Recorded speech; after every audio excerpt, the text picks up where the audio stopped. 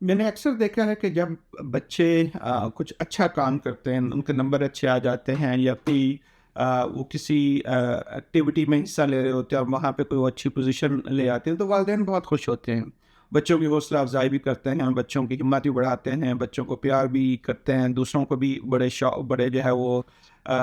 فخر سے بتا رہے ہوتے ہیں۔ لیکن اگر خدا نخواستہ بچے سے کوئی ناکامی ہو جائے، بچے نے نمبر کم آ گئے، یا بچہ کسی کھیل میں اس نے حصہ لیا اور اس میں وہ ہار گیا یا ہار گئی، یا جتنی پوزیشن وہ بچہ چاہ رہا تھا وہ نہیں آئی،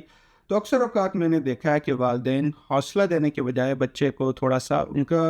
ارادہ یہ ہوتا ہے کہ وہ بچے کی رہنمائی کریں، لیکن ان کو یہ اندازہ نہیں ہوتا کہ وہ بچے کو جس انداز سے سمجھا رہے ہوتے ہیں، اس سے بچہ یا تو بہت زیادہ اس کی عزت نفس مجروح ہو رہی ہوتی ہے، یا اس میں خود اعتمادی کی اور زیادہ کمی پیدا ہو رہی ہوتی ہے۔ بچے کو یہ لگتا ہے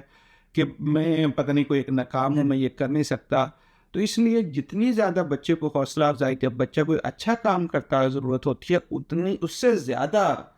آپ کی ہمت، آپ کا حوصلہ، آپ کا پیار، آپ کا محبت بچے کو چاہیے ہوتا ہے۔ جب بچہ وہ کام نہیں کر پاتا جو وہ کرنا چاہ رہا ہے، جو آپ چاہ رہے ہیں کہ وہ کرے، تو اس لیے بہت ضروری ہے، اگر ہم چاہتے ہیں کہ ہمارے بچے